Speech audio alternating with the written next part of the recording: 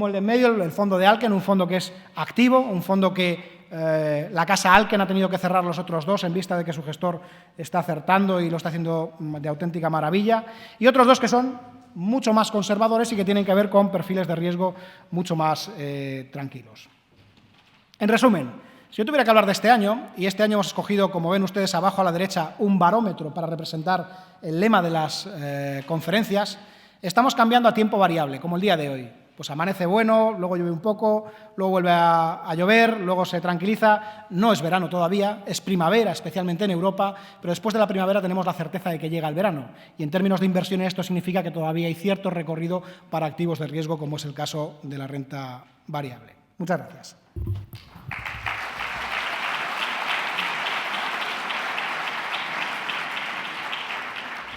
Bueno, sin más dilación, voy a invitar a que suban al estrado a Inés del Molino, que es directora comercial de Schroders en España, y a Borja Fernández Galiano, que es director comercial de Carmillac en España. Un aplauso para ellos, por favor.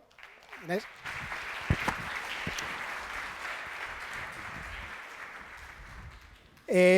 Bueno, son, como les decíamos, dos casas que para ustedes probablemente son muy conocidas, pero que lo que más nos interesa es que opinen, que den su visión acerca de los mercados y que además lo hagan en forma comprometida, que pongan encima de la mesa productos e ideas para que de alguna manera ustedes tengan claro cuál es la forma en la que se pueden llevar a cabo este tipo de cosas. La gente de Carmillac, aunque luego hablaremos un poco, pues una casa europea con sede en París, con un sesgo muy particular y un presidente y dueño que tiene una impronta personal muy grande, que yo creo que queda marcada en la inversión. Luego nos corregirá Borja, si es el caso. O Schroders, una compañía que es familiar, independiente, que sigue creciendo, con el tema, por ejemplo, de Casenov recientemente, que yo creo que también está muy comprometida con la inversión y con la gestión para particulares. Vamos a empezar con Inés.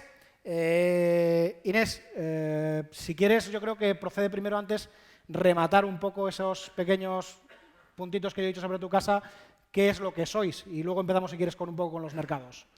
Bueno, buenas tardes a todos. Lo primero, quiero agradecerle a Inversis que cuente con nosotros esta tarde en estas jornadas y a todos ustedes por asistir. Como decía Luis en su presentación, nosotros en Schroders la verdad es que llevamos una trayectoria bastante larga, son más de 200 años gestionando, y más que nada darles tres pinceladas sobre nuestra casa, que serían la independencia, el carácter familiar y que nos mantenemos en una situación bastante sólida y que nos permite seguir creciendo. La independencia, desde nuestro punto de vista, es vital, puesto que al no depender de ninguna entidad financiera, aseguradora, llámese X, nos permite la posibilidad de gestionar buscando aquellos activos que realmente son rentables o nos proporcionan rentabilidad a las inversiones. Desde este punto de vista, al poder elegir dentro del amplio universo al que nos enfrentamos, nos permite alinear nuestros objetivos, que es tener productos rentables, con los suyos, que es que puedan acceder a esos productos que les proporcionen rentabilidad en sus inversiones. También destacar el carácter familiar de la compañía, puesto que, bueno, pues desde 1800 que se fundó la compañía por los dos hermanos, siempre ha tenido una implicación la familia muy importante dentro de Schroders. De hecho, el 45% de las acciones todavía están en manos de la familia y el resto cotiza en la bolsa inglesa. Ese carácter familiar nos ha permitido afrontar situaciones tan complicadas como las que hemos vivido desde el 2007 con cierta estabilidad, con una importante implicación de parte de la familia que nos ha transmitido la continuidad dentro del negocio y, sobre todo, nos ha aportado a nosotros internamente una tranquilidad a la hora de los trabajadores que estamos dentro, de saber que afrontábamos la crisis como un grupo y que estaba relativamente bien preparado para la situación que se nos venía encima. De hecho, la posibilidad de crecer la hemos tenido gracias a tener un balance pues relativamente saneado dentro de lo que cabía esperar, y con esa liquidez lo que hemos hecho ha sido aprovechar de la crisis y hemos crecido en todas aquellas habilidades o capacidades en donde nosotros veíamos que teníamos que mejorar, porque es por ahí por donde iban a ir los tiros, ¿no? De hecho, hemos comprado alguna gestora de renta fija centroeuropea que está especializada en un activo muy particular, que son los bonos catástrofe. Hemos comprado Cazenov, que es una gestora irlandesa que nos ha aportado una gama de producto muy reconocido por el mercado y es un producto, la verdad es que diría yo que estupendo y que nos complementa a nuestra gama que ya teníamos dentro de Schroders. Hemos crecido también en capacidad en bonos convertibles, es decir, que hemos ido creciendo poco a poco en aquellas capacidades o en aquellas áreas en donde nosotros creemos que es vital tener a los mejores expertos porque creemos que es ahí hacia donde se dirige el futuro de la inversión. Y bueno, la verdad es que el mercado nos lo ha reconocido, estamos muy orgullosos porque este año hemos recibido el premio de Morningstar a la mejor gestora global de renta variable de amplia gama, con lo cual, pues bueno, que te lo reconozca el mercado también es una palmadita en la espalda que a todos nos gusta mucho recibir. Dicho eso, planteándonos un poco hacia dónde va Europa o cómo podíamos interpretar Europa, lo importante sería también analizar de dónde venimos. El gráfico que tienen en pantalla es un poco para hacer el símil con la famosa ciclogénesis explosiva que últimamente nos tiene a todos locos porque cada 2 por 3 se abre el cielo y se nos cae encima el aguacero de turno, ¿no? Pues eso ha sido un poco lo que hemos vivido desde el 2007. Yo creo que no voy a entrar a remontarme a los etruscos a ver quién tuvo la culpa ni de dónde surgieron las peores, de dónde surgió el germen que originó todo, pero sí es cierto que fueron un cúmulo de cosas que de una manera o de otra nos terminaron llevando a la peor de las crisis que se ha vivido, o por lo menos que se recuerdan, financieras. Y esa crisis ha sido incontrolable, ha sido imparable, es decir, ha ido arrasando por allí por donde ha llegado, no en todos los países ha llegado de la misma forma, ni a todos los países les ha afectado de la misma forma. Lo que sí también es cierto es que, como decía Luigi en su presentación, hemos visto una participación de las autoridades monetarias inédita. Es decir, él lo ha puesto en más madera, yo soy un poco más, menos cinematográfico, no estoy tan metida en el tema cinematográfico. Eso es cine, de todas maneras, tampoco tiene... ¿Es cine? Pero es cierto que hemos visto cómo nos han dado barra libre la liquidez, tanto la Reserva Federal, como decía al principio, como el Banco Central Europeo, el Banco de Inglaterra, todas las autoridades monetarias yo creo que se han puesto a los pies de la situación y han dicho lo que haga falta, cómo haga falta, y esa barra libre de liquidez es la que ha permitido que las cosas no fueran tan malas como al principio se previó y aún así han sido horribles. Lo que sí es cierto es que bueno, él también ha explicado un poco cómo ya se están empezando a retirar estímulos, pero desde el punto de vista europeo parece que todavía nos van a dar un poco más de margen. Es cierto que el Banco Central Europeo siempre ha estado muy observador de la inflación, cosa que ahora mismo no tiene por qué preocuparse de ella, con lo que se va a centrar en crecimiento y nos está diciendo voy a seguir dando barra libre, voy a seguir apoyando el crecimiento económico dentro de la Unión Europea y voy a hacer, como dijo Draghi, todo lo que sea necesario. Desde ese punto de vista es desde el que quiero que entiendan el enfoque que tiene la presentación que les traigo. Como les he comentado, no todos los países entraron en la crisis ni todos están saliendo de la misma forma. Y además a no todos les afectó de la misma manera. Hay economías, pues la española, la irlandesa, la portuguesa, que realmente nos pilló en una situación no demasiado solvente para afrontar la situación que nos venía, y otras como la americana, que sí ha conseguido salir adelante a un ritmo más acelerado. Fueron los primeros en entrar, fueron los primeros en salir, pero es cierto que además lo han conseguido hacer de una forma más ágil. Pero lo importante es entender que después de la crisis viene un periodo de estabilidad. Es lo que decía él. Hay crecimiento muy moderado, pero es positivo. Es decir, vamos a encontrarnos con muchas regiones, y ahí los tienen señalados porque muchas de ellas son europeas, que se encuentran en el estadio en donde empieza a ser el crecimiento positivo y en donde se encuentran, como por si decíamos, vamos a seguir calentando la máquina para que empiece a coger un poco de inercia y a que empiece a funcionar como funcionaba antes, ¿no? Una pregunta, Inés, de todas maneras, como dices tú, aunque ahora hablemos un poco quizá de Europa, la parte alta de la presentación, donde tenéis los países que están entrando en crisis, esa crisis, vosotros, en opinión de Schroders, es una crisis que potencialmente puede afectar al resto de los mercados, al resto de los países, o es algo que se puede mantener encapsulado y controlado? Hombre, la verdad es que probablemente el aspecto que más nos preocupa y uno de los riesgos que creo que deberíamos tener todos muy presentes durante el 2014 es la situación en China. China va a dejar de crecer, como es lógico, a las tasas a las que estaba creciendo. Va a crecer en torno al 6,5%, que bueno, que ya nos gustaría a muchos países europeos crecer ni a la mitad, pero bueno, ese efecto de no crecer con ese tirón y de empezar a demandar menos del exterior probablemente afecta a muchos de sus vecinos. Parte de ello es una de las razones que está haciendo que todo el mundo sienta cierto riesgo en los emergentes, sienta ese temor al estar en los emergentes, y por eso estamos viendo tantas salidas, porque están encontrando la posibilidad en otras regiones. Eso quiere decir que esa parte probablemente europea, tal y como lo estás planteando ahí, de estabilización, debería de caminar hacia el apalancamiento estadounidense, de recuperarse. ¿Es Europa vuestra apuesta? Exactamente. Nosotros creemos que la renta variable, sobre todo, es la que mejor nos va a aportar o conseguir que nosotros aprovechemos las oportunidades que nos va a dar Europa, y Europa, lógicamente, funcionando como está funcionando, y si no hay ningún error por parte de la autoridad monetaria, es decir, si el Banco Central Europeo de repente no nos cambia el paso, deberíamos seguir evolucionando, deberíamos seguir viendo cómo cada vez más las compañías, las empresas, el desapalancamiento. Es cierto también que las medidas de austeridad han sido muy importantes, y tenemos que conseguir superarlas y asumirlas, por así decirlo, y deberíamos empezar a entrar en el paso del apalancamiento, en el sentido de un crecimiento mucho más sólido, mucho más fuerte, en donde ya no necesitemos que haya nadie poniéndonos una red por debajo para seguir tirando. ¿Estamos ahí o estamos al borde de...? De momento estamos donde tenemos que estar, que es poco a poco ir creciendo cada vez un poco más, siguiendo con las medidas que nos están ayudando a no tener miedo y a que se nos quite un poco el temor este que hemos vivido en los últimos años, de decir, Dios mío, sí, pero vamos a ir con cuidado. Es decir, está muy bien la cautela, pero también hay que creerse que ya estamos superando y que lo peor ya lo hemos pasado. Y en ese sentido, hacer unas salvedades respecto a los países emergentes, porque es cierto que cuando hablamos de los países emergentes hablamos de la generalidad de los países emergentes y que nos hemos desenamorado. Pero nos hemos desenamorado de todos.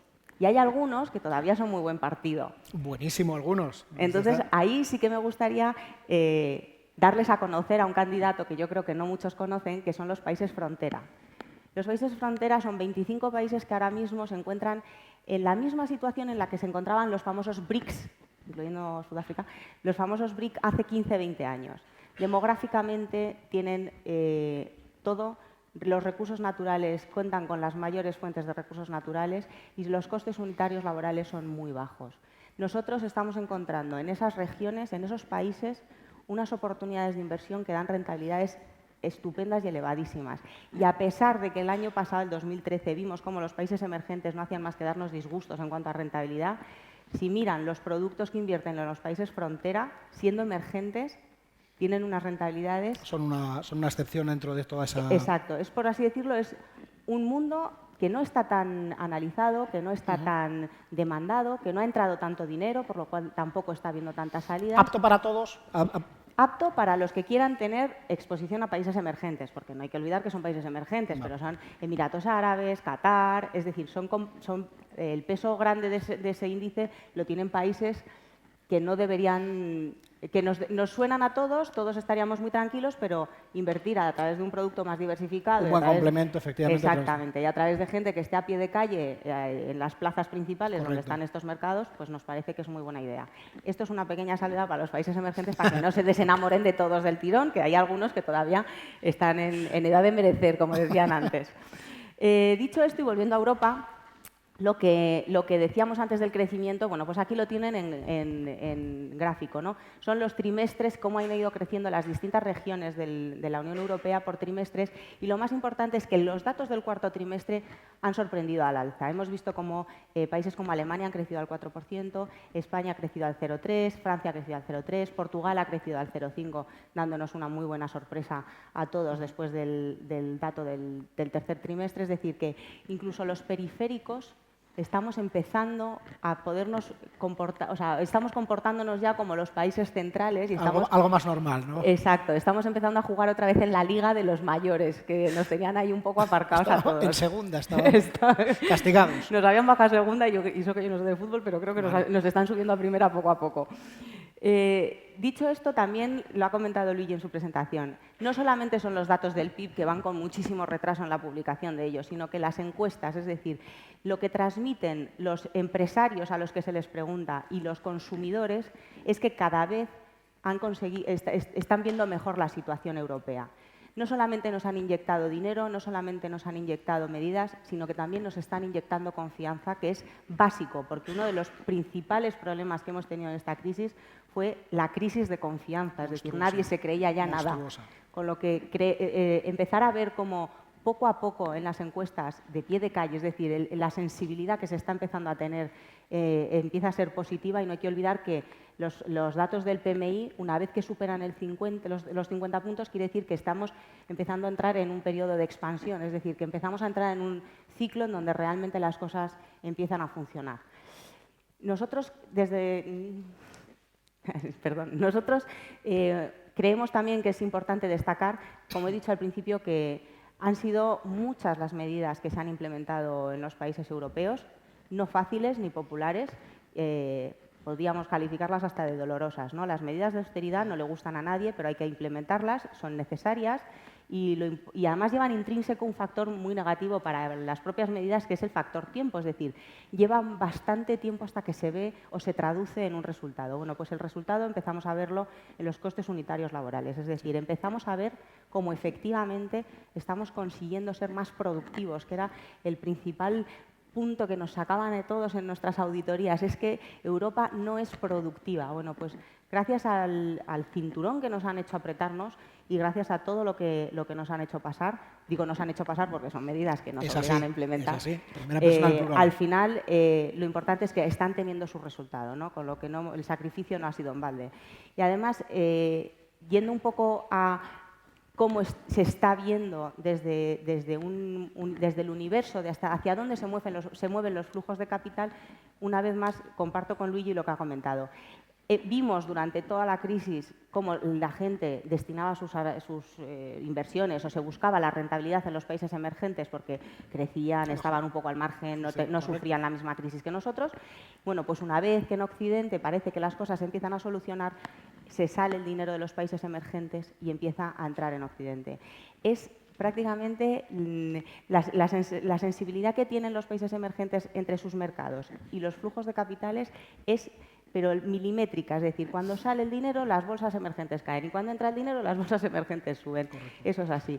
Con lo cual nosotros vemos desde mitad del año pasado cómo lo que está haciendo es entrar dinero en las economías desarrolladas, sobre todo en Estados Unidos y en Europa. Y es ahí donde creemos que vamos a seguir encontrando las oportunidades de inversión. Pero si intentamos hilar un poquito más fino, podríamos encontrar o podríamos desgranar las compañías europeas entre aquellas compañías que tienen todavía mucha influencia de los mercados emergentes, mucha influencia de, por ejemplo, Estados Unidos, y hay muchas empresas europeas que tienen mucha exposición a la propia Europa. Y ese es el índice que tienen en naranja que ha sido el más castigado, permítanme el adjetivo, durante este periodo, ¿no? Durante esta crisis, desde el 2009, de manera que ese es el índice en donde nosotros creemos que podíamos encontrar muy buenas oportunidades. Ese es el índice que tiene que conseguir subir con el conjunto de índices, con el conjunto de compañías que no tenían la misma exposición a Europa, y ahí nosotros creemos que vamos a encontrar muy buenas oportunidades. Esas oportunidades, sí que me interesaría lo que decimos siempre. Venimos aquí no solo a contar nuestro relato, sino a mojarnos. Yo sé que además es importante que la gente se vaya con recomendaciones. ¿Cómo empaquetamos tus ideas? ¿Cómo le llega a la gente la posibilidad de invertir en Europa a través de Roders? Nosotros en Roders las posibilidades creemos que están a través de muchísimos productos, es decir, que entendemos que no todo el mundo tiene el mismo perfil de riesgo, no todo el mundo tiene capacidad para entrar en los mismos productos, unos querrán entrar en Europa a las compañías europeas, pero a través del crédito, es decir, de las emisiones corporativas que hacen esas compañías, otros querrán esas compañías, pero en vez de alta calidad, de alto riesgo, otros querrán esas compañías, pero sin sensibilidad a lo que hagan los tipos de interés. Otros querrán tener renta variable de gran capitalización, de pequeña, de mediana, medio pensionista, es decir, que para gustos colores, y desde Roders yo creo que les ofrecemos una gama bastante amplia de oportunidades. Pero yo quiero centrarme únicamente en dos esta tarde, que serían zona euro, renta variable, zona euro y renta variable europea con reparto de dividendo. Luigi lo ha dicho, compañías que repartan dividendo van a ser muy buena oportunidad y nosotros tenemos productos en donde todo el dividendo que se genera dentro de las carteras se reparte al partícipe. De manera que, sin más dilación, entrando directamente en una de las propuestas que les hacemos, que es el Euroequity, es renta variable, zona euro, como les he dicho, compañías de gran capitalización y centrándonos en la selección de compañías. No de en qué sector estén o en qué tipo de ciclo se encuentren. No, nosotros buscamos buenas compañías que sean las que nos aporten rentabilidad a la cartera. El fondo está lanzado en el 98, con lo cual ha pasado crisis De todos los de colores. todos los colores, de todos los tipos, y ya nos hemos visto por todos los lados. Y lo importante desde nuestro punto de vista es ser capaces y ser flexibles para adaptarnos a las situaciones que nos vengan. Es decir, ni tener lo que se dice un sesgo growth, es decir, buscar compañías que tengan que tener un crecimiento, o sea, que tengan un sesgo de crecimiento, ni compañías value que sean las que son como más sólidas, no. Vamos a buscar las mejores compañías allá donde estén y nos da igual si son growth, si son value, es decir, lo que queremos son buenas alternativas, buenas opciones para tener en cartera. El fondo, la verdad es que ya digo que está lanzado hace muchísimo tiempo y las rentabilidades que les hemos traído son de la crisis para ver un poco cómo se ha comportado en una de las peores situaciones a las que se puede enfrentar un producto de renta variable. Y su objetivo, que es batir al índice de renta variable de la zona euro, lo ha conseguido. Es decir, un objetivo cumplido. Está en lo que llaman el primer cuartil, es decir, que del universo de fondos se encuentra entre los 25 primeros, los mejores. entre los 25 mejores en cualquier periodo desde los últimos 5 años. De manera que, como renta variable europea, de renta variable europea, centrándonos en la zona euro, de grandes compañías, nos parece que es una muy buena opción. Un fondo para combinar con productos más defensivos sin ningún tipo de duda, probablemente. Por supuesto. Y la segunda idea es un poco diferente. Renta variable europea buscando compañías que den un alto dividendo, es decir, en donde el dividendo por acción sea alto. Esto no quiere decir que vayamos a buscar las que tengan el dividendo más alto, porque a lo mejor lo pagan 2 años y lo dejan de pagar. Nosotros queremos una consistencia en que esos dividendos se mantengan, una estabilidad y unos dividendos. La verdad es que encontramos muy buenas oportunidades que nos pueden proporcionar a la cartera en torno a un 4% del rendimiento que se busca. El otro 4%, es decir, este fondo, su objetivo que tiene es repartir un 8% anual a los partícipes, es decir, que los inversores dentro de este producto reciban cada año un 8% de su inversión como reparto. Ese objetivo se consigue bien a través de los dividendos que acabo de comentar y la otra parte lo consigue a través de la venta de opciones sobre algunas de las acciones que tiene en cartera. A través de la prima que cobra el producto se genera el otro 4%, de manera que el fondo consigue pagar anualmente ese 8% que tiene como objetivo de reparto.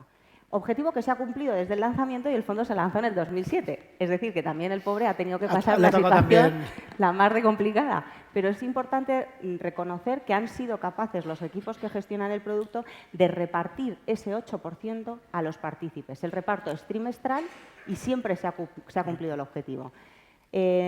Ahora mismo, desde nuestro punto de vista, los productos de reparto, tanto para los inversores que están acostumbrados a tener depósitos, con lo cual están acostumbrados a que cada 12 meses haya que tributar, como para aquellos inversores que están acostumbrados a tener acciones y que están acostumbrados a cobrar dividendos, está teniendo muy buena aceptación, está funcionando muy bien y combina un poco las dos ideas, ¿no? Aprovecharnos de la renta variable europea y además conseguir recibir un reparto en nuestras cuentas corrientes. Doy fe que es así, que además nos están haciendo muchos de los clientes, de los que están aquí incluso seguro, preguntas sobre los fondos de reparto.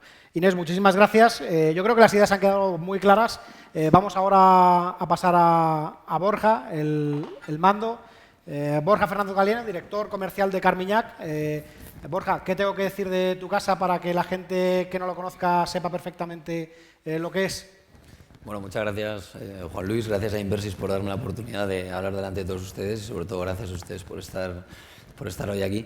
A mí me ha tocado bailar con la más fea, ¿no? Porque me ha tocado la última parte de todas, así que espero ser breve y no aburrirles mucho con el fin de no cansarles. Y encima tengo este foco delante que me ciega y no veo nada, así que me imagino que seguiréis ahí. Está hecho aposta, es para el... Espero que no se haya ido todo el mundo, ¿no? y que la gente siga ahí de frente. Bueno, ¿qué decir de Carmiñac, no? Imagino que muchos de vosotros incluso lo conoceréis mejor que yo, porque yo llevo incorporado a la compañía apenas 6 meses. Carmiñac Gestión es una gestora francesa, pero de alcance global. Tenemos ya presencia en 14 países y en 3 continentes distintos. A día de hoy gestionamos unos 54.000 millones de euros más o menos. Y para nosotros es muy importante recalcar que la cifra de activos bajo gestión es muy estable. Sí que es cierto que los años 2007 y 2008, durante la crisis, ¿no? o los inicios de la crisis, tuvimos un crecimiento muy exponencial en términos de activos bajo gestión, pero desde entonces ahora hemos mantenido la base muy estable en el sentido de que no tenemos clientes apenas que hayan saltado del barco, ¿no? Somos 230 empleados, tenemos 17 fondos, con lo cual una gama muy concentrada. Está hecho a posta porque nosotros no pretendemos ser buenos en todos los mercado, simplemente pretendemos ser buenos en aquellas estrategias donde consideramos que podemos aportar un valor añadido.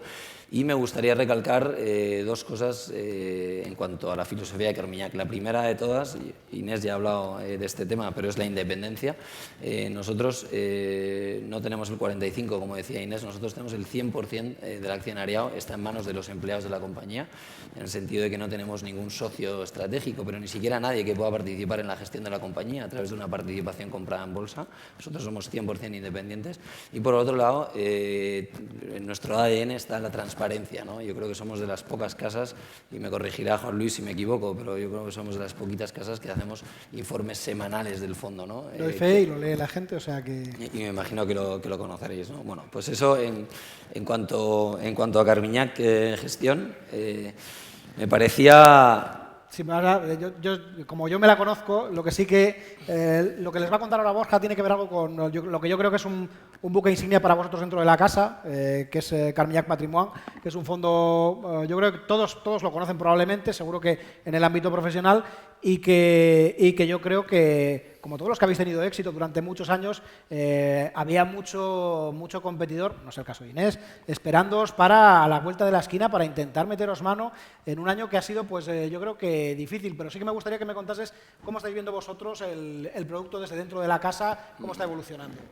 Precisamente por esto que decías, Juan Luis, de que la gente está un poco ahí esperando para atacarnos, quería recalcar al principio, y por eso lo he hecho, el tema de la estabilidad de los activos, ¿no? Porque sí que es verdad que a lo mejor llevamos unos años un poco más complicados en términos de gestión, unos años donde a lo mejor no estamos ofreciendo los rendimientos a los que veníamos acostumbrados en el pasado, pero nosotros estamos muy contentos por lo que ahora explicaré con los resultados obtenidos. Hay que tener en cuenta que nuestra filosofía de gestión como casa es la preservación del capital. Nosotros somos muy conservadores, lo que tratamos es de no perder dinero y yo creo que lo estamos consiguiendo, como veremos en los gráficos más adelante, ¿no? Pero bien, como decía Juan Luis, me parecía apropiado pues empezar, y además justo, ¿no? Empezar hablando de la rentabilidad del fondo en el año pasado, que como decía fue un año complicado en términos de gestión, por todo lo que ha explicado Juan Luis antes, pues porque las políticas monetarias son un poco las que han guiado a la macro en estos últimos periodos, por ese exceso de volatilidad, ese exceso de liquidez que ha habido en el mercado y que ha hecho que todo subiera o todo bajara de una forma muy correlacionada.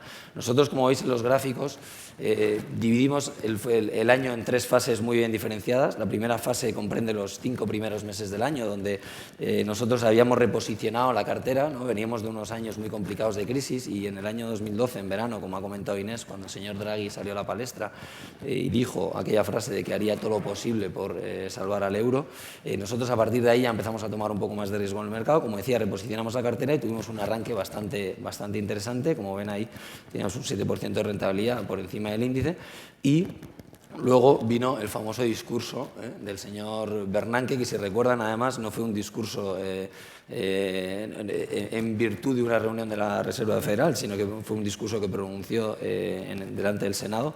Nosotros no es que no nos tomáramos en serio el discurso, pero realmente no medimos bien las consecuencias de ese anuncio del tapering, de ese anuncio de la reducción de liquidez, y eso hizo que, como ven ahí la segunda parte del gráfico, que el fondo tuviera un verano bastante ajetreado, bastante complicado, ¿no? Donde tuvimos una rentabilidad negativa bastante importante, básicamente porque estábamos muy expuestos a mercados emergentes y teníamos una duración en las carteras muy largas, ¿no? En términos de renta fija. Y posteriormente, la tercera fase del año, como veis ahí en el gráfico también, comprende el último trimestre del año, donde reposicionamos la cartera completamente en el mes de septiembre, es decir, redujimos la duración de la cartera, pasamos de estar 4 años positivos a estar en una duración negativa, porque una de las cosas que me gustaría destacar de este fondo es que tiene la posibilidad de tener duración negativa, es decir, una sensibilidad negativa al aumento de tipos de interés. Y, por tanto, redujimos también nuestra exposición a mercados emergentes. Nosotros veníamos de tener alrededor de un 30%, tanto en renta variable como en renta fija, y redujimos esa exposición a la mitad y, por tanto, eso hizo que el final de año pues, fuera bastante positivo. ¿Es normal encontrar gestoras que hagan esto con los fondos? Bueno, quiero decir, que da la sensación de, oye, pues si hay que cambiar de plan, lo cambio y lo cambias en una semana, en un día, en 6 meses. Sí que veo gestoras que tienen por mandato la posibilidad de ponerse negativos de duración, ¿no? Y jugar con esta flexibilidad en renta fija, pero yo desde luego no he visto ninguna otra gestora que tenga que sea tan flexible y tan inmediato. Yo, de hecho, tenemos un comité los lunes dentro de Carmignac Gestión donde nos hablan un poco de la estrategia y luego los jueves nos mandan un documento con el posicionamiento del fondo y es increíble ver cómo lo que te cuentan el lunes, el jueves ha cambiado absolutamente la cartera, ¿no? Es decir, te dicen que están largos de duración y de repente el jueves ves que es todo lo contrario, ¿no? O sea, la flexibilidad que nosotros utilizamos en las carteras es digna de referencia, ¿no? Y entonces yo creo que esta flexibilidad, como decías Juan Luis, yo la he visto en pocas casas, ¿no? Y llevo ya unos cuantos años dedicado en cuerpo y alma a este sector. Pero bueno, como decía, el fondo, 3 fases completamente distintas, hizo que al final el año recuperáramos un poco esa caída que veníamos arrastrando desde el verano y que acabara el fondo en un 3,5 de rentabilidad positiva, ¿no? Para poner esta rentabilidad en perspectiva, sí que me gustaría enseñaros unos cuantos gráficos sin ánimo de aburriros mucho, pero básicamente ahí tenéis en la parte de la izquierda es el gráfico que representa la rentabilidad de un índice que seguimos mucho todos los que nos dedicamos a este sector, que es el Eurostoxx 600. Como ven, desde el año 99, fecha en la que se creó el índice, hasta el año 2013, en estos 15 años, el índice apenas se ha movido en términos de rentabilidad, es decir, se crea en base 100 y en el año 2013, a finales de 2013, está en 104, 105, es decir, una rentabilidad muy pequeñita y, sin embargo, con una volatilidad, como vemos ahí, bastante importante, ¿no? Y si vemos en el gráfico de la derecha, el fondo de Carmignac Patrimoine, que si bien es verdad que en el gráfico empieza en el año 93, pues para ser justos vamos a coger la barra que coincide con el año 99, pero que es prácticamente plano, ahí vemos que el fondo en este mismo periodo de 15 años ha dado una rentabilidad de 4 veces superior a la del índice y a lo que venía reflejando el año 99 y con una volatilidad muy pequeñita, ¿no? Como ven, es prácticamente una línea ascendente con dientes de sierra, pero dientes de sierra no muy profundos y siempre ascendente, ¿no? Entonces, lo que queremos enseñar aquí es, lógicamente, que no hay que perder de vista el largo plazo. Nosotros somos inversores, somos gestores en el amplio sentido de la palabra, no somos traders, no somos brokers, no somos market timers, somos gente que tratamos de ofrecer valor en el largo plazo, como así lo demostramos con el fondo Carmignac Patrimoine, que como bien decía Luigi, es el buque insignia de la casa, ¿no? Además, en este segundo gráfico quería enseñaros, perdonadme que el gráfico parece así un poco caótico porque hay demasiada información, pero os lo explico rápidamente. Simplemente lo que queremos enseñaros con este gráfico es que nuestras convicciones se han puesto a prueba muchas veces en el pasado, ¿no? Estas caídas máximas que hemos tenido, como la que tuvimos en el año pasado del 9%, pues si os fijáis en el año 2006 también tuvimos una caída parecida del 9,3% y sin embargo el fondo acabó dando una rentabilidad del 4,5% muy por encima del índice. En el año 2008, cuando parecía que este riesgo sistémico se materializaba y que todo se iba y que todo se perdía y que el mundo se acababa, nosotros pues tuvimos una caída también muy parecida, en torno al 9%, y sin embargo conseguimos acabar el año en positivo, ese raquítico 0,01, pero al fin y al cabo un rendimiento positivo frente a una caída bastante pronunciada del índice. Pues como ven, en el año 2013 desgraciadamente se ha vuelto a repetir la caída, pero no nos preocupa porque nuevamente el fondo ha sido capaz de darse la vuelta, acabar con un rendimiento bastante atractivo, un rendimiento positivo por debajo del índice, es cierto, pero un rendimiento positivo. Y en la parte de arriba del gráfico, esos cuadraditos en blanco, simplemente los días que ha tardado el fondo en recuperar de pico a valle, es decir, desde el punto de máxima caída hasta el punto de empezar. Otro de los parámetros que solemos utilizar para medir la calidad y consistencia de los fondos es cuánto tarda un fondo desde que hace una caída profunda en recuperar para los clientes, con lo cual siempre hay que mirarlo, sobre todo en fondos de este tipo que son más activos de gestión, ¿no? Efectivamente. Entonces, bueno, simplemente para demostraros que nosotros llevamos, el fondo acaba de hacer 25 años, este año, siempre con el mismo equipo gestor detrás, no ha tenido jamás un cambio en lo que se refiere a gestores o analistas. Todas estas situaciones que hemos vivido el año pasado y que hemos vivido en los años 2008-2009 las venimos viviendo desde hace, como digo, 25 años, para nosotros no son nuevas y, oye, si lo hemos logrado hacer en el pasado, ¿por qué no lo vamos a hacer ahora, no? Por último, enseñaros un último gráfico ya, hablando de patrimonio. para explicaros pues, que estos periodos donde efectivamente nos quedamos un poquito por detrás del índice o donde no damos esa rentabilidad que a lo mejor los clientes esperan, pues que para nosotros incluso representan oportunidades de entrada en el fondo, ¿no? La gráfica verde clarito que veis así absolutamente en diagonal no es el índice de referencia, es una medida de la rentabilidad media que han ofrecido los 15 mejores fondos mixtos a nivel global según Morningstar. Es decir, Morningstar, que es una agencia de calificación, califica los 15 mejores fondos a nivel global mixtos, y esa gráfica verde representa la rentabilidad media obtenida en los últimos 7 años por esa categoría de fondos. Y como ven, Carmignac Patrimoine en muchos momentos ha conseguido estar por encima de esa media de los 15 mejores, pero incluso en los momentos que ha estado por debajo, como puede ser el caso de ahora, donde estamos por debajo de esa línea, pues siempre la tendencia es a recuperar rápidamente, a cerrar esa distancia y volver a situarse pues entre los 15 o 5 o los mejores fondos, ¿no? Entonces estamos en ese punto ahora mismo donde para nosotros, lógicamente, la reversión a la media hará que en breve, si Dios quiere y todo va bien, tocaremos madera nuevamente, volvamos a ser los líderes que fuimos. Para hacer eso, siempre es importante hablar de vuestros motores de rentabilidad, tal y como lo calificáis vosotros.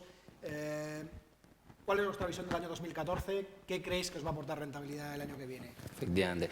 Bueno, y tampoco me quiero repetir mucho porque Juan Luis y Inés ya nos han hecho una exposición bastante interesante de su visión, y nosotros además, perdonadme, nosotros además coincidimos mucho, ¿no? Curiosamente, con la visión que tiene Inversis. Bueno, básicamente que sepáis que nosotros en Carmignac Gestión tenemos 3 motores de rentabilidad: la renta fija, la renta variable y las divisas. En términos de renta fija distinguimos entre deuda pública y deuda corporativa, y en este gráfico lo que tratamos de explicar es dónde estamos más positivos y dónde estamos más negativos. Lógicamente, los cuadraditos en verde es donde estamos más positivos, los cuadraditos que parecen con fondo rojo es donde estamos más negativos. Si queréis, por resumiros un poco todo este cuadro, básicamente os diría que en términos de renta fija nosotros creemos que todavía se puede aportar valor. Es verdad que llevamos 30 años de rally en renta fija y que los tipos de interés están en mínimos históricos, con lo cual parece que la tendencia es a ofrecer rentabilidades negativas, que nosotros no pensamos así, y básicamente estamos pues, en términos de deuda pública estamos muy invertidos en lo que vienen a ser países de la periferia europea, es decir, en emisiones de gobiernos tanto de España como de Italia, y en menor de medida de Irlanda y de Portugal.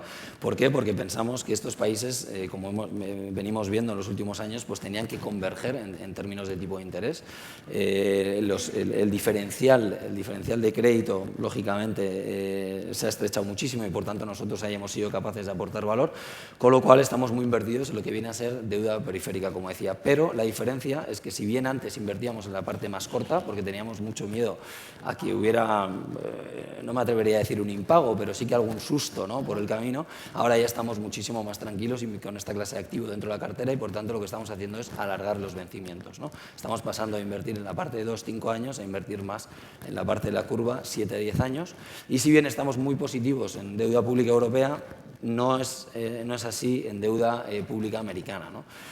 Pensamos que Estados Unidos, en términos de crecimiento, pues incluso puede dar sorpresas positivas, pero en lo que se refiere a la deuda pública, precisamente porque los tipos de interés están en sus mínimos históricos, y precisamente porque pensamos que los anuncios que están haciendo la Reserva Federal y todas las políticas que estamos viendo no van a hacer sino llevar los tipos de interés al alza, nosotros tenemos una posición corta en deuda pública americana. Estamos vendiendo deuda pública americana al mercado, estamos poniéndonos cortos.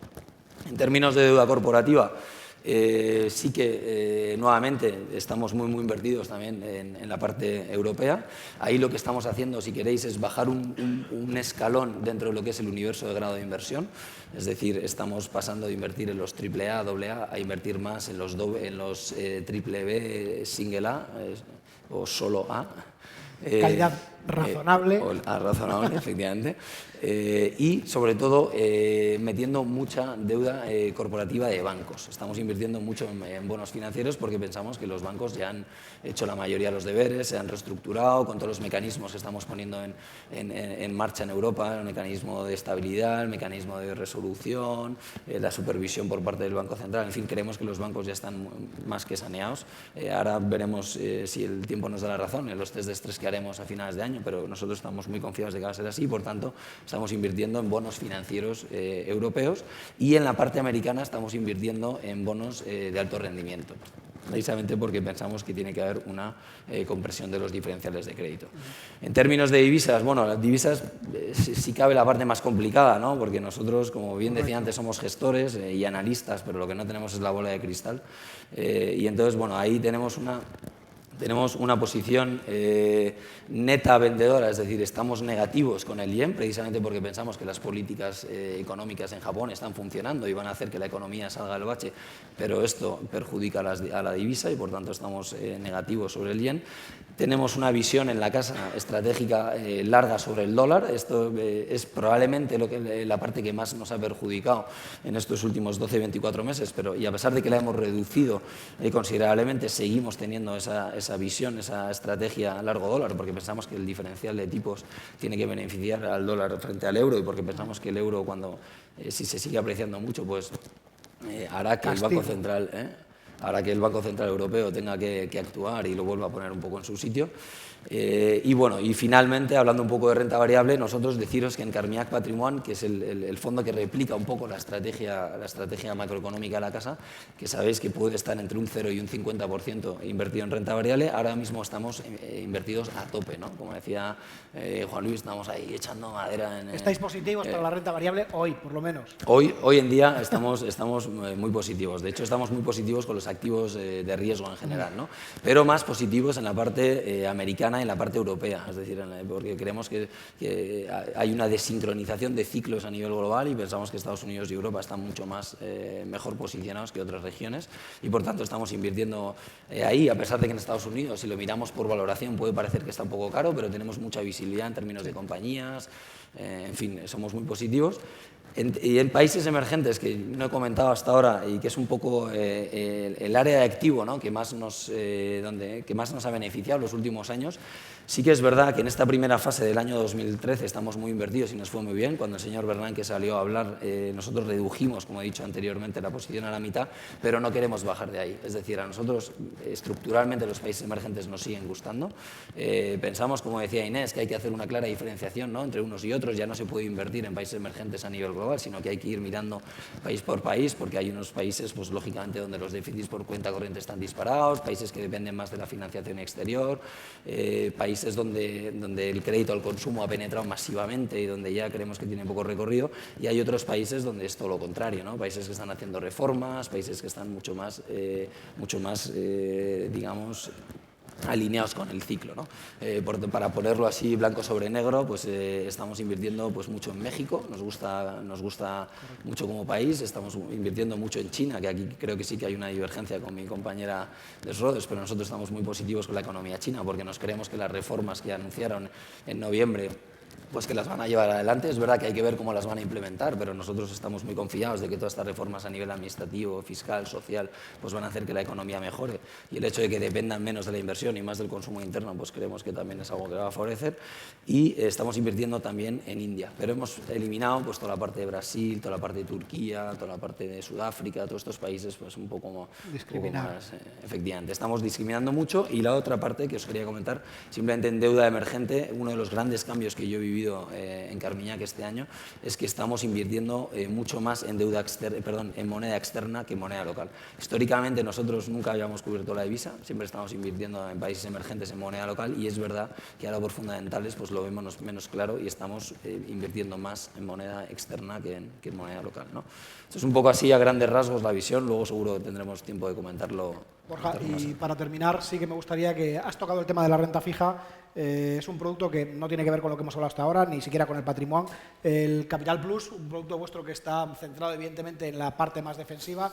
¿Qué nos aporta? ¿Qué nos trae? ¿Cómo lo ves? Sí, efectivamente. Bueno, como he dicho anteriormente, creemos que en términos de renta fija este año va a ser un año complejo, va a ser un año complicado precisamente porque hay retirada de estímulos de mercado, porque los tipos de interés van a tender a subir y por tanto nosotros creemos que este año la aproximación, por lo menos que le damos desde la casa de la renta fija, es que hay que ser muy activos, muy dinámicos y muy flexibles y sobre todo invirtiendo en muchas clases de activos a la vez para diversificar las fuentes de rentabilidad y para minimizar también las pérdidas aprovechando las pocas correlaciones que hay entre los distintos tipos de activos. activos, ¿no? Y en este sentido, el producto que nosotros estamos empujando más este año y que creemos que es el producto que mejor lo va a hacer o que mejor lo puede hacer en términos de renta fija es Carmignac Capital Plus. Básicamente os lo explico muy rápidamente porque insisto que tampoco os quiero aburrir, pero el fondo lo que trata es de obtener una rentabilidad un 2% superior a su índice de referencia, que es el EONIA, es decir, el fondo tiene un objetivo de rentabilidad de EONIA más 2%, pero sobre todo y más importante tiene un objetivo de volatilidad, es decir, nosotros con este producto estamos muy concienciados con el riesgo que asumimos y por tanto lo que queremos es parametrizar el riesgo de forma que los clientes no tengan sustos por el camino, ¿no? Y por eso hemos definido ese límite máximo de volatilidad del 2,5%, ¿no? ¿Cómo lo hacemos? Pues básicamente el 60 o el 70% de la cartera o de los activos que hay en el fondo estarán invertidos en lo que llamamos estrategias de mantenimiento, es decir, activos de renta fija monetarios o a muy corto plazo para machear el rendimiento de EONIA, es decir, lo que hacemos es aprovechar los cupones que nos van generando los bonos y ese roll down y ese vencimiento del bono, y con el otro 30-40% de la cartera lo que tratamos es de ganar ese 2% adicional invirtiendo en esas 4 estrategias que ven en la pantalla. Una es renta fija a nivel global, en cualquier emisión de cualquier gobierno a nivel global. La otra es renta fija corporativa, es decir, también nos gusta el crédito. La tercera parte es divisas. Aquí es muy importante resaltar que aquí ya la gestión de las divisas es distinta a como lo hacemos en el fondo Carmignac Patrimoine, porque en Patrimoine la exposición que tenemos a divisas es más bien consecuencia de dónde invierten los gestores. Aquí no, aquí hacemos apuestas direccionales sobre las divisas, es decir, apostamos largo de una divisa contra otra. Y la última pata de generación de rentabilidad es la renta variable. Pero tenemos 2 limitaciones, que nadie se me asuste. Por un lado, tenemos un máximo del 10%, es decir, no podemos invertir más del 10% de la cartera en renta variable. Y la segunda característica es que solo podemos hacerlo a través de futuros sobre índices, es decir, no podemos comprar acciones o no podemos comprar el equity en sintético, ¿no? Básicamente 2 gráficos y ya me callo. Simplemente enseñaros, esa es la rentabilidad neta de comisiones que dio el fondo el año pasado, la barra que tenéis en verde oscuro, un 3,23, eso es lo que fuimos capaces de ofrecer en 2013, pero lo que me interesa en este gráfico, más que la rentabilidad, es enseñaros qué bien diversificadas están las fuentes de rentabilidad. Esto que os decía yo antes de que hay que invertir en muchas clases de activo para que diversificar las fuentes de rendimiento y también las fuentes de riesgo. Ahí, como veis, prácticamente un tercio de la rentabilidad se generó a través de estrategias de deuda pública, prácticamente otro tercio a través de renta fija privada, de crédito, y prácticamente otro tercio en estrategias de renta variable y de divisas, ¿no? Con lo cual hemos diversificado muy bien las fuentes. Y por otro lado, y más importante aún, como veis ahí, es la escasa correlación que hay entre las distintas clases de activos. Esto, como os decía al principio, nos preocupa casi más que la rentabilidad, es no asumir excesivo riesgo, y por tanto lo que tratamos es de que todas las estrategias estén descorrelacionadas, de forma que si una suba, la otra pueda subir o pueda bajar, pero que si una baja no tengamos que perder en todas las clases de activos, ¿no? Con estos 2 parámetros, ahí tenéis la rentabilidad que hemos ofrecido desde el lanzamiento del fondo, bueno, mejor dicho, desde que el gestor actual está gestionando el fondo, porque el fondo tiene 5 años, pero Carlos Galvis, que es el gestor actual, lleva con nosotros 3 años y por tanto nos parecía justo enseñaros únicamente la rentabilidad del fondo desde que está el gestor actual. Como veis, todos los años hemos batido el índice y hemos ofrecido una rentabilidad bastante interesante. Para los más avispados, veréis que los años 2010 y 2011 la rentabilidad es muy distinta a los años 2012-2013. Esto es simplemente porque los primeros años el objetivo de volatilidad y por tanto el objetivo de rentabilidad era inferior. Durante esos dos años teníamos un objetivo de rentabilidad de EONIA más 100 y una volatilidad máxima del 1,5, pero el gestor se sentía capaz de asumir más riesgo, de ofrecer más rentabilidad. Cambiamos el mandato y por tanto los años 2012 y 2013 obtuvo mayor rentabilidad comparativa, ¿no? Y por último, enseñaros que efectivamente no solo hemos sido capaces de generar una rentabilidad bastante atractiva, sino que además, como os decía, controlando muy bien la volatilidad del fondo, porque nunca hemos estado históricamente por encima de ese límite que nos hemos autoimpuesto del 2,5%. Pues Borja, muchísimas gracias. Inés, muchas gracias. Pido un aplauso para ellos por la visión que nos han dado del mercado. Gracias. Y sin más, si les parece, vamos a dar paso a Carlos Moreno de Tejada, que es director general del banco, para que haga unas palabras de cierre. Muchas gracias. Carlos.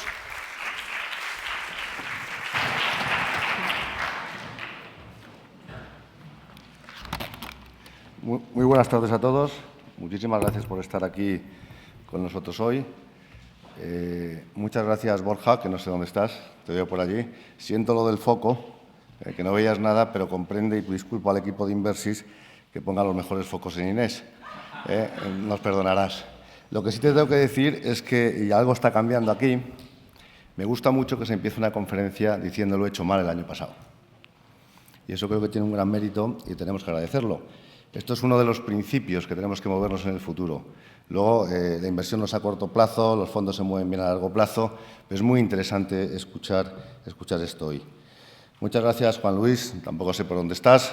Una vez, aparte de contarnos la estrategia, nos has ayudado en todo lo que es el seguimiento del acto hoy aquí. Parece que tenemos noticias mejores, ¿no? Eso es lo que estamos escuchando hoy. Parece que las agencias, gobiernos, bancos centrales se han unido todos para ponernos en la senda del crecimiento. Creo que el G20 la semana pasada decidió, no sé cómo se hace esto, que íbamos a subir los próximos años un 2%. Pues los felicito y ojalá sea así. Pero parece que todos estamos en una senda espectacular y parece también que las medidas están dejando su huella. Economías desarrolladas, crecimiento moderado, por hacer un poco de resumen de la reunión de hoy. Emergentes, bueno, tienen algo menos brillo, pero quédense con esto que nos ha dicho Inés.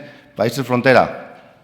Hay que ver cosas nuevas. Esto es muy interesante y creo que deben investigar un poco en lo que son países frontera. Estados Unidos parece que los estímulos van bajando un poco, pero bueno, tenemos años por delante con nulas presiones inflacionistas y con tipos de interés bajo. Y esto es un poco del macro. Y yo creo que hay ciertas cosas psicológicas de las cuales tenemos que hablar como inversores. El otro día en una conferencia, estábamos allí varias personas, y una de ellas dijo algo que es tan obvio que no había parado ni siquiera a pensarlo, hablando de la crisis. Y lo obvio era que un chico o una chica de 20 años lleva 7 años oyendo hablar de crisis. Fíjese usted qué cosa más obvia. Desde los 13 años está oyendo hablar de crisis. Ahora vayan ustedes un poquito más atrás o cojan a alguien más joven. Una persona de 15 años no recuerda otra etapa de su vida que no haya sido crisis. Claro, esto nosotros no lo pensamos, porque como llevamos muchos años, hemos visto subidas, bajadas, pero esta es la próxima generación. Lo único que han oído hablar es de crisis. ¿Y qué puede resultar de todo esto? Pues no lo sé, pero palabras posiblemente como ahorro, como trabajo duro, como formación. ¿Saben ustedes que de los 6 millones de parados que tenemos al día de hoy, 5 solo tienen educación secundaria o menor? Formación, inglés, matemáticas, capacidad de análisis, una serie de cosas que parece que se habían olvidado, pero que, en mi opinión, mi modesta opinión, tenemos que volver ahí y volveremos a escuchar en el futuro. La juventud solo ha oído hablar de crisis. Y me pareció tan simple y tan tonto que digo, lo voy a contar hoy y lo voy a compartir. Bueno, estamos en una situación, como dice el profesor Garicano, que les animo a que lean su libro, si quieren, El dilema de España, y le voy a leer literalmente lo que está diciendo, que las crisis sirven para algo y en este momento tenemos una gran oportunidad, o modernidad o peronismo. Yo no sé si es tan exagerado como todo esto. Es decir, podemos hablar de bienestar en el futuro, de trabajo duro, de recompensa justa, de seguridad jurídica, de instituciones en las que podamos creer, o podemos hablar de dinero fácil, capitalismo de influencias en los que ganan los que tienen contactos y pierde la sociedad. Y la lección es nuestra. Esto es lo que está pasando al día de hoy. Yo no sé cómo acabará este tema, pero uno, la juventud, con lo que podemos estar pensando muchos de los que están aquí si no son mayoría. Y además, si ustedes, no sé si hace 2 años o no, o más o menos comentaba yo aquí, hablaba de que uno de los objetivos más importantes que teníamos en la banca al día de hoy era intentar devolver la confianza a nuestros clientes. Y escucho hace unos días algo que realmente me ha llenado tanto de satisfacción como lo que decía Borja. Al señor consejero delegado de Bankia decir, señor Wittlow-Zarri, devolveremos el dinero invertido en Bankia por el Estado. Bueno, creo que estamos ya en un camino bastante más razonable. Y esto son cosas realmente interesantes, porque tampoco lo había escuchado antes, ¿no? El Estado está ahí, pero no para arruinarnos a todos, ¿no? De alguna manera. Son cosas a pensar y parecen bastante tontas, pero en mi opinión no lo son. Y en estas circunstancias, hoy lo hemos hablado, ¿invertimos o no invertimos? Hombre, yo después de ver la maquinita echando dinero por la ventana o el carbón metido ahí, yo invertiría en activos que puedan revaluarse. Me da un poco de miedo el dinero. Quizá la renta variable, que yo creo que hoy ha sido la estrella, absoluta estrella, pero quizá también el mercado inmobiliario. El mercado inmobiliario se puede convertir y se convierte de facto en un activo más en el portfolio de los clientes.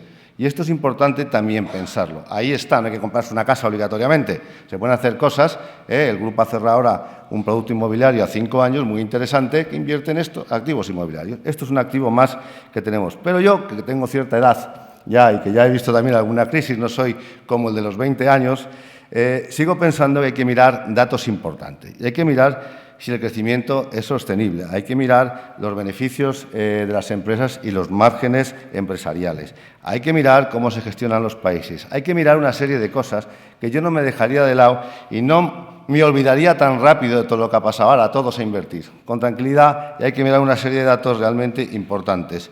Y existen soluciones para cada persona y para cada caso. Preparando esta ponencia de hoy, estaba mirando la semana pasada en The Economist un dato que a mí me parecía interesante, que era cómo se habían movido ciertos mercados desde finales del año 2012 al 19 de febrero de este año. Y pongo una lista de ellos. Ustedes lo saben, pero yo se lo recuerdo. El S&P 500 subió el 22, China baja el 5,6, Japón sube el 42, Eurostock 50 sube el 18, España el 24, mercados emergentes menos 9,1, el índice de Citigroup mundial de bonos baja 1,8 y el índice de bonos emergentes baja el 8,7, el índice de JP. Bueno, yo me pondría en manos de mis asesores. Como ven ustedes, ni siquiera ahora todo es igual. Todo es complicado, dónde estoy ahora, dónde no voy, y no creo que sea tan fácil elegir el camino adecuado solos. Por eso, en un mundo tan complejo, yo me pondría en manos de los asesores. Porque esto ha pasado en un año que parece que todo ha subido, pero no todo ha subido. Hay cosas que no han subido y que podíamos venir de alguna manera arrastrando. Con todo esto, yo creo que uno de los éxitos que ha tenido esta casa es haber seguido en un modelo consistente, en un modelo continuado. Un modelo que siempre se basó en una constante innovación, creando productos y servicios que pensábamos eran adecuados, pero sobre todo preguntándoles a ustedes si estos productos eran adecuados y quitando del medio aquellos que no lo eran. Una apuesta tecnológica que ya conocen ustedes, que ha sido clave en el proceso de venta en el cual hemos estado. Nos hemos focalizado en proteger patrimonios, nos ha importado mucho esto, nosotros no somos especuladores ni pretendemos ni lo más mínimo acercarnos a esto. Hemos luchado fuertemente contra el conflicto de interés, hemos llevado radicalmente esto a nuestro lado, es importante, y siempre hemos trabajado o siempre hemos tenido accionistas de referencia. Y en este punto voy a dedicarme un momentín para profundizar en lo que ustedes ya conocen y les hemos comentado en reiteradas reuniones particulares y en grupo como estamos hoy. El banco, como saben, en verano pasado se vendió en un acuerdo tripartito al Grupo March, al Grupo Rey y al Grupo Ambank. Ya les explico cómo quedó la operación. La operación fueron 217 millones de euros, que superaba en más de 2 veces el valor en el libro del banco. Una operación tremendamente exitosa que no se recordaba desde la venta de ABE Asesores a Morgan Stanley o operaciones parecidas. Con lo cual, bueno, parece que algo habían dado razonadamente. ¿Cómo quedará?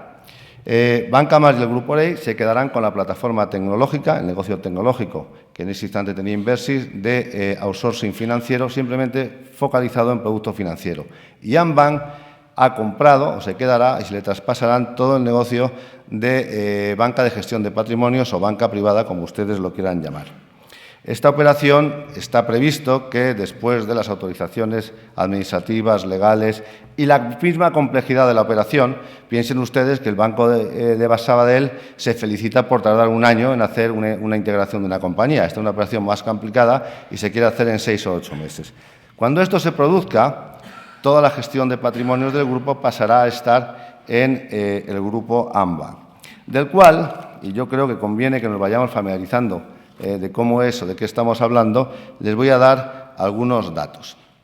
El primero de ellos es que al cierre del 2013 el Grupo Ambank tiene o gestiona 13.400 millones de activos de clientes en todo el mundo, con un beneficio de 64 millones de euros que, añadido a Inversis, el patrimonio supondría prácticamente 20.000 millones de euros al cierre del año 2013. Solamente en España, el grupo Ambank más gestión de patrimonios de Inversis tendría o representaría al día de hoy 6.300 millones de euros con más de 900 empleados en todo el mundo. Ya estamos hablando de un grupo de cierta relevancia. Dicho esto, hay algunas cosas que conviene decir. Primero, y aunque no vean nada, algunos datos importantes. El rating del grupo es A-, es decir, les recuerdo simplemente que el rating del Santander es BBB-, o del BBVA exactamente el mismo, de la Caixa es BBB. Y esto es importante, pero es más importante que esto, que el rating del grupo ha sido ratificado por Fitch en el mes de agosto por varias razones, en el mes de agosto 2013, el mes pasado. La primera de ellas, y es muy específico, y lo pone ahí, como no se lee, se lo cuento yo, por un crecimiento de activos del grupo bajo gestión en el año del 20%. La segunda, por una diversificación geográfica que le hace estar en 11 países. La tercera, porque más del 60% de los activos de gestión, bajo gestión, ya no están en su país de origen. Y la cuarta, y leo textualmente, porque la adquisición de la división de banca privada de Inversis disparará el crecimiento del negocio de banca privada del grupo. Estos son datos importantes que ratifican el rating y lo dice una agencia de calificación.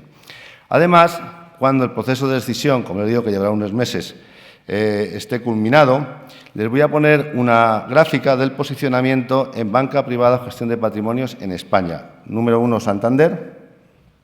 Esto es incuestionable, 36.000 millones, VS 8.900, Banca Mar 8.000 y Amban 6.300 millones de euros, que es lo que tendríamos al día de hoy. El posicionamiento en España del grupo estaríamos prácticamente en todos sitios. Lo ven allí más o menos, esto une la red de agentes financieros con la red de oficinas directas, tanto del grupo Amban como del grupo Inversis, o lo que se traspasará a Inversis. Creo que nos queda Extremadura como única plaza en la cual no estamos al día de hoy. Y más importante que esto es el posicionamiento en el mundo, que como les decía está el grupo en 11 países. Y algunas notas solamente sobre esto. Es la primera empresa de gestión de patrimonios en México, todavía no es banco, pero es intención de que lo sea. Es el cuarto banco privado en España, como les decía, incluido Inversis. La segunda banca privada en Brasil, recientemente ha sido aprobada la ficha bancaria, pero ya llevaba años trabajando allí. Y tercera sociedad de gestión de patrimonios en Uruguay. Y todo esto le ha pasado al grupo desde el año 2008 a 2011, donde se produce un cambio de estrategia fundamental en lo que durante 80 años había sido el grupo Amban hacia una empresa cuya misión es la siguiente: ser el primer banco español multinacional en gestión de patrimonios. Esto va muy rápido y el crecimiento es realmente importante. ¿Y qué valores ha decidido tener el grupo? En primer lugar, y no menos importante, y se ha repetido 2 veces, tanto con Carmiñás como con Rodés, el valor de ser una empresa familiar. Parece que esto se ha puesto al día de hoy como de moda, pero es verdad. Quizás sea porque la presión de los resultados de empresas cotizadas ha obligado a hacer operaciones en algunos casos que no eran adecuadas. No sé la razón, pero la realidad es que el valor de empresas familiares, bueno, pues es importante. Para que se hagan ustedes idea, y nos ponemos en contexto del tema, de los 9 bancos privados familiares que hay en el mundo, Ambank sería, en este instante como grupo, pasaría a ser el 10º. Hay empresas como Pictet, Bontobel, De Groot, Edmond de Rothschild o Mirabeau. El segundo tema importante, ya les he hablado del ratio, sería la solvencia. El ratio de solvencia por encima del 20%, ratio de liquidez por encima del 60%. Tercer punto importante, los valores de la compañía, facilidades de crédito, ya he comentado hoy. Cuarto punto, multijurisdicción, ustedes puedan operar en los países que deseen. 5, multicustodia, es decir, el banco ya no obligará al cliente a hacer un traspaso de su cartera a la entidad, sino que podremos gestionarle teniendo la depositaría en otra entidad. Es una fórmula nueva de funcionar, pero tiene su valor, naturalmente, por un módico precio. Esto no puede ser gratis, se lo pueden imaginar. Pero es una idea bastante nueva y bastante moderna. Si no le gusta mi casa, yo le gestiono porque le gusta don Juan Luis García, que gestiona muy bien, ¿no? Y esto es bastante importante. La tercera, la arquitectura abierta y no conflicto, perdón, esta es la sexta, arquitectura abierta y no conflicto de interés. Continuamos fuertemente con este criterio. Séptima, propuesta de coinversión con clientes. Octava, banco independiente, se ha comentado hoy varias veces el tema. Novena, experiencia 80 años en la gestión de patrimonios y banca privada. Solamente se hace esto, no se hace otra cosa. Décimo, se considera un activo el mercado inmobiliario, lo he comentado antes, y ahora más que nunca, hay que pensarlo. Y la última de todas, aseguramos o intentaremos asegurar una optimización entre coste y servicio. Esto sería, a grandes rasgos, lo que en este instante es Ambank. Es un banco en expansión, es un grupo muy rápido, que funciona, está focalizado, es familiar y tiene los valores que les he dicho. Sin embargo, en el 2013 el grupo Inversis tampoco se ha parado. porque, como les he dicho en reiteradas ocasiones en ponencias que hemos tenido, una crisis, una compra, una venta no son en ningún caso justificaciones para pararse o pensar que el mundo se va a hundir. Hay que seguir adelante. Y como seguimos adelante, pues hemos creado multitud de productos y ofertas, gestión multiperfil, donde todos los fondos, según distintos perfiles que ustedes puedan tener, que han oído hoy, pueden estar gestionados por nosotros de una manera fiscalmente eficaz en carteras modelo, gestión boutique dirigida a los EAFIs que pueden estar hablando con ustedes. Hoy tenemos alguna representación aquí, producto que tiene un gran éxito. Lanzamos en enero lo que se llama Inversis Finanzas Corporativas, que ya se ha comentado, que hemos participado directa e indirectamente en salidas a bolsa o en ampliaciones de capital de empresas como GOWE, Sebios, Carbure o Ibercom, con un cierto éxito. Hemos seguido invirtiendo en la multicanalidad o tecnología del grupo. Esto es importantísimo para nosotros y lo repetimos siempre, adaptando nuestra web a los smartphones y a las tablets. Y hemos seguido intentando incrementar nuestra reputación, trabajando fuertemente en medios de comunicación, con apariciones que ya no sé cuántas van a ser al mes, pero que estamos en torno a las 500, participa todo el mundo. Y luego, como les he comentado alguna vez también, hace 4 años empezamos a movernos en el mundo de las redes sociales, Facebook, Twitter o LinkedIn, donde nos tenemos que felicitar porque tenemos más de 13.000 seguidores directos en Twitter, me parece que es Twitter, y otros 25.000 indirectos a través de personas del banco que hacen sus propios tweets. Además, hemos lanzado a finales de 2013 Wikinvest, que es una enciclopedia audiovisual donde nuestros analistas explican términos financieros que pensamos que pueden ayudarles a la toma de sus decisiones. Hemos seguido haciendo conferencias, 30 en el año 2012, con más de 4.000 personas. Y hemos seguido abriendo oficinas, hemos inaugurado una nueva en San Sebastián, Almería, Alicante, etcétera. El banco, además, ha cerrado el año con un patrimonio total de 44.000 millones de euros y en banca de particulares 4.825, con un incremento del 15% y 65.000 clientes minoristas, con un resultado ordinario de 16,4 millones, que supone un 61% superior al del año anterior. Esto es un tema que nos pasa en todas las conferencias, pero afortunadamente el banco, gracias a ustedes, todos los años va creciendo. Y como digo, esto al final de estas intervenciones, esto nunca se puede hacer sin el equipo que trabaja con nosotros, que ha llevado un proceso de fusión siempre traumático de una manera realmente sensacional. En este caso, felicitar al director territorial de Madrid, a Raúl, y a la directora de la oficina, Ana Martínez, por el inmenso trabajo que han hecho. Y como no me gusta acabar sin cosas que también me llaman mucho la atención y me agradan mucho más que todo esto, felicitar hoy a un compañero nuestro, Anselmo, que debe estar por ahí, porque llega 25 años en el grupo. Un aplauso muy fuerte y muchas gracias.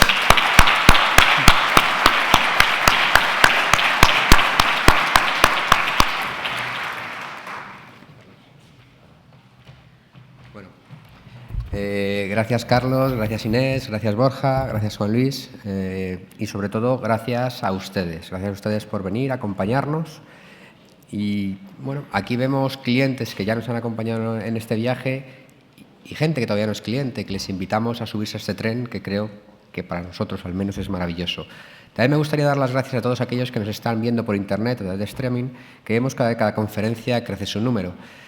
Por último, nos encantaría compartir con ustedes un pequeño ágape en el Salón Contiguo, donde podremos comentar las conferencias y estaremos para resolver sus dudas.